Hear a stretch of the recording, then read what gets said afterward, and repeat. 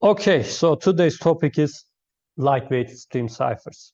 So we already seen block ciphers, and stream ciphers are another way of designing symmetric crypto systems. So in order to understand what a stream cipher does or why it is secure, we have to talk about one-time pad, or in other words, Vernam cipher. And this is actually an unbreakable cipher. So every student who hears cryptography for the first time always asks me if they can design a cipher that cannot be broken. And actually, this cannot be broken. So the answer is yes. So of course, then you might ask why nobody is using it, because it is not that practical. Okay, so let's see how this works. So it is as follows. You start by generating a very long sequence of random bits. So this will be your secret key. We call it one-time pad. And we call it one-time pad because we are going to use it only once. So if you want to encrypt another message, then you have to use another thing. And pad comes from the notepad, because generally what you do is, since you are generating a lot of zeros and ones, you write it in very small letters on a paper. And this is why it's called one-time pad. Yeah, idea is as follows. You turn your plain text into zeros and ones, then XOR it with this one-time pad to get the ciphertext. So the person who receives your ciphertext also XORs the ciphertext with the one-time pad and get the plain text back, because XOR operation is just modulo 2 addition. So let me show you an example if you are not that familiar with the XOR operation. So you turn your plain text into zeros and ones, okay? So here, actually, there is a redundancy, right? Because the language you use generally have redundancies. But you generated your one-time pad in a random way. So this is why we always say, I put it in bold here. It has to be random. So XOR operation is just addition modulo 2. So you're actually adding columns. For instance, let us look at here, 0 XOR 1 is 1. 1 XOR 0 is 1. Or 0 XOR 0 is 0. 1 XOR 1 is 0. But if this were a normal addition, we should have a carry bit here, right? But now we don't have it because it is not addition. It is an XOR operation. So when the person receives the ciphertext, they XOR with the one-time pad, so you go backwards and obtain the plain text, okay? So in order this to be unbreakable, one-time pad must be truly random. So the attacker shouldn't have any way of guessing what the one-time pad bits, because if they can guess it, then they can directly capture bits corresponding to plain text for those positions. Second thing is that we can only use this one-time pad once. And of course, a lot of people say that we can use twice, right? It shouldn't be much of a problem, but no, you cannot. This is the problem. Okay. So it provides perfect secrecy. Ciphertext provides no information about the plaintext because, as I mentioned, the plaintext already has redundancy, but since the one-time pad is random, these redundancies are not carried over to the ciphertext. So instead of working with bits, of course, one can work on letters or characters. In the past, people weren't that interested in bits because there weren't any computers. But you can do similar stuff with letters or characters. And usually printed on a single page with the very small letters, hence the name one-time pad, as I already mentioned. And here we have some problems. The main problem is that key is too long, right? Because if you want to send a 1 megabyte of data, you need a one-time pad of 1 megabyte because you're going to XOR it with the plain text, right? So think about all of your plain text. In total, you have to have generated one-time pads for all of them beforehand and should give it to the person you want to communicate in a secure way, right? So the length of the key is a problem. Key distribution is also a problem because for every message you need to randomly generate a key and give it to the person. Think about your speed of WhatsApp messaging in a day, right? You cannot generate that many keys and pre-distributed beforehand. And third problem is randomness. Generating something random in practice is not that easy, and generally this is the place where people try to put a backdoor, okay? Actually, secret agencies generally do this, They want to put a backdoor in your random number generator. Since you are going to use those random numbers as your secret keys most of the time, if there's a backdoor in your random number generator, then this means that the attacker can know all of your future keys and go backwards and capture all of the previous keys. So this is a huge problem in today, not only for one-time pad, but for block ciphers or public key cryptography. You have to really have a nice random number generator. Yes, the main weakness is key reuse. As I mentioned, since it is one-time pad, you have to use it only once. Let's assume that you used it twice. So what can go wrong, right? So you had a plain text P1 and had a one-time pad K. Okay, you XORed them. Then you had another plain text P2, but you also XORed it with the same one-time pad and obtained ciphertext C1 and C2. Okay. So if the adversary guesses that you are using the same one-time pad, and generally adversary first tries this one. Okay. So they capture two ciphertexts, they XOR it. But XOR of C1 and C2 actually means P1 XOR K and P2 XOR K. But since this is XOR, 2K means 0, right? K's cancel each other. So you end up with P1 and XOR P2. So, okay, this doesn't actually, as plain text, it is XOR of two plain texts. But the redundancy in the plain text now is carried to this XOR operation. So if this doesn't look random, just by performing this XOR operation and looking at it and see that it doesn't look random, then you can easily guess that they use the same one-time pad. So then the adversary can use the redundancy of the language or statistical techniques to capture some parts or all of P1 and P2. This is why you cannot use the one-time pad device, okay? But why I talk about this is that STEAM ciphers try to achieve the one-time pad-like security by generating pseudo-random key stream from a short key. So instead of having a secret key like this K that is as small as the plain text that you are going to encrypt, our aim is to have a short key like 128 bits. But from this 128 bits, we want to design a cipher that generates pseudo-random key stream where I can use it as as a one-time pad like here. That is the whole idea. Okay, this is important because when students write their thesis, they say that in symmetric cryptography we have block ciphers and stream ciphers, and they say that block ciphers work on blocks and stream ciphers work on bits, and this is the whole difference. And actually, this cannot be any more wrong. Okay. There are many stream ciphers that work on blocks, actually. The main difference doesn't come from this definition, okay? And I will explain what the main definition will be when I define what the stream cipher is, okay? Yes, we already mentioned symmetric key cryptography. We started with block cipher, so we know what a block cipher is. But generally, when we talk about symmetric key encryption, we either use block ciphers or stream ciphers. Yes, block ciphers operate on large blocks of plain text data with a fixed transformation. This is important. Think about AES. It is a fixed transformation, right? It works on a block and performs the same operation. Stream ciphers operate on individual plain text digits with a time-varying transformation.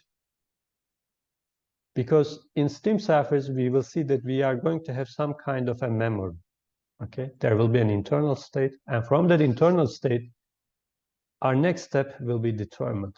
So it is not a fixed transformation. It varies depending on time. That is the main difference. So the difference is not that one of them works on blocks and the other one works on bits. Okay. Let's see how the block ciphers works, and then let's try to give a definition for stream ciphers. A block cipher processes the plain text in relatively large blocks at a time, and the encryption function is same for every block. So this is the key part. It is same for every block.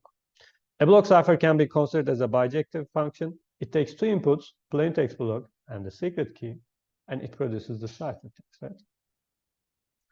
Of course, some mode of operations can turn a block cipher into a stream cipher. So actually, we have seen it. For instance, counter mode of operation turns the block cipher into a stream cipher. I already mentioned this, but since we haven't known what a stream cipher is, this didn't make any much sense at the time, right? Now it will be more clear. So let's look at how stream ciphers work. A stream cipher processes the plain text in small blocks, sometimes as small as a single bit. Contrary to a block cipher, a stream cipher has sort of a memory. the state which I defined as row t here. At the time t, we have a state row, okay? As it processes the plain text. So when you keep processing the plain text, time changes. Instead of t, it will be t plus 1 and so on. This state is an input of the encryption algorithm. We can consider a stream cipher as a pair of functions f and h as there's a next state function which actually takes the current state, plain text bits, the secret key, and produces the next state, okay? And the encryption or the output function takes the current state, plain text, and the key, puts it inside the function and produces next ciphertext digit. And this digit, again, can be as small as a bit, but sometimes can be 32 bits, 1 byte, 128 bits. It can be anything. It depends on how you do it. But as you can see, there's something that changes the internal state, and your next step, your ciphertext, depends on the state. So, you can encrypt similar stuff with different states, and the result will be different. That is the idea. So, let me first talk about linear feedback shift registers. This is important because recall the main idea. I told you that our aim is to use a short key, but from there, try to produce random looking key streams, which will be larger, right? So how can you use a small information and produce a large information which doesn't repeat itself in short cycles? So LFSRs, linear feedback shift registers, are an easy example for this, and they're very common in stream cipher designs. At one tick, the register produces 1 bit output from here. So you're actually kicking this bit as the output. So you actually then shift everything to the right. So this bit's position stays empty, but you fill it depending on this values. For instance, if maybe assume that there isn't anything here, but only these two here. This means that in your next step, the following bit here will be the XOR of these two. Okay. So state is shifted 1 bit, and the new bit is obtained by the XOR of bits of the previous state that has a tap point. By tap point, I'm saying this. So you can have a tap point in all of them. This means that you are XORing everything, but this wouldn't be good in terms of speed. So you have to choose tap points in a clever way. An m-bit LFSR can have at most 2 to the m-1 different states. So this means that if there are m bits here, these m bits can be anything up to 2 to the m-1 different states. We say -1 because if you fill it with all zeros, then you will be putting zeros inside, so it will be an infinite loop. This is why there's a -1. Thus, it repeats itself after 2 to the m-1 bits. Since it can have this many different states, when you produce bits from here, it will be a stream of 2 to the m-1 bits, then it will start repeating itself. So your period will be 2 to the m-1. This is the the largest period you can get. If you choose these tap points in a bad way, it can be smaller than this. So we are not going too much into detail, but let me explain. So actually, if there are n points here, we will look at it as an n-degree polynomial, actually n-1 degree polynomial, and we will choose this tap point so that it will be a polynomial of irreducible polynomial to have the largest period. So since we are not going into mathematics, I'm just saying everything in sentence, but just know that there is a mathematics behind all of these decisions, okay? Yes, I think here I explained it. Maximum period is obtained when the tap points are chosen according to a degree n primitive polynomial. Yeah, that is the idea. But of course, I haven't defined what a primitive polynomial. Again, it is beyond the scope of this course. I mean, what is an irreducible polynomial, primitive polynomial, so on. If you're interested, you can look at related documents, okay? So if I do something like this, for instance, I generate 2 to the m-1 bits out of m bits. So one way is to, choose n very large so that you can increase this period. But, if you increase n a lot, for instance, maybe 500 bits, right? Then I have to keep a 500-bit register. And it's not something I would prefer, right? So another thing you can do is to use more than one LFSRs and combine their outputs, which will give you more periods. So here's an example, which we will see it in more detail in the following slide, but this is A51 Steam Cipher. This is actually 2G GSM standard. This was developed in 1987, and I think it was kept secret, but then reverse engineered. As you can see, there are 3 LFSRs combined here. As you can see, there are different tap points. So this LFSR has size of 19 bits. This is 22 and 23. If you sum all of them, it sums up to 64. This is a design choice. But you run all of these LFSRs at the same time, and the results of 3 LFSRs are XORed, and then the output is produced. So think about, I'm running the system and producing zeros and ones from here. So then when you start talking on your phone, your voice turns into a plain text of zeros and ones. They are XORed, and this will be your ciphertext. Okay. This is how actual communication is done in 2G. Actually, of course, nowadays we have 5G, but if your phone is old, if the base station is old, or if the person you are calling has an old phone, most probably you are using this algorithm. And this can be easily broken, and anybody can listen to your communication. Okay. I will talk about more about A51 in a few minutes. Okay. Yes, I call it key stream. I mean, I'm calling the output produced from here as a key stream because I will use it as a one-time pad, as if it is a secret key that is randomly produced. But the thing is that if I go back here, I mean, here, for instance, in an LFSR, I'm producing 2 to the n-1 bits from m bits. But in terms of information theory, this still has an m-bit information, okay? This is why you cannot you cannot provide the same security as one-time pad when you generate your key stream from a smaller number of information, okay? This is why when I talk about one-time pad, I call it random. And when I talk about key streams produced from here, I call it pseudo-random. That is the difference, okay? Okay, so let me talk about key stream. It may be the case that the next state function does not depend on the plain text. In such a case, a key stream is produced by an output function G. Then the encryption function combines the key stream with the plain text. So next state function doesn't take into account the plain text bits. And the output function actually produces key stream. Then encryption function just performs an H operation on the key stream and the plain text. So this H function can be as simple as something as an XOR, but it can be something else, right? So this is actually the pictures I shown you here, for instance, for the A51.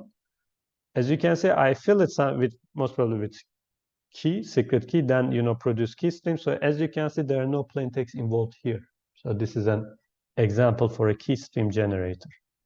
Okay. This type of stream ciphers are known as key stream generator ciphers.